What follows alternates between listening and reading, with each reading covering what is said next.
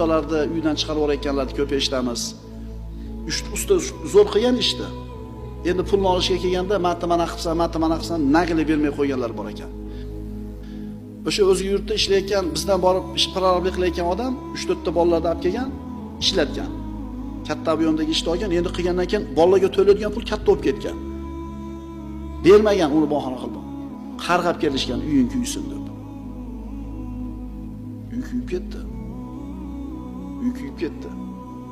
Shu bilan qutulgan bo'lsa, ularning haqqidan oson qutulibdi. Chunki tikkala olish mumkin uyda. Agar oxiratga qolib qolgan bo'lsa-chi?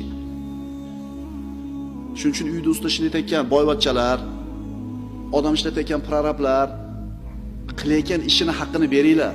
U sho'ring qurgur haligi mazlumlarchi, ilmsiz, savodsiz bo'lgancha so'kinib chiqib ketadi. Seni Allohga qo'ydik desin-da, tamom bo'ladi shu odam. Alloh Karim, Alloh avf qiladi. Namoz o'qimagan bo'lsa, ro'za tutmagan bo'lsa, Alloh umid qilamiz, chunki kechiruvchi bo'lgan zot Alloh taolo.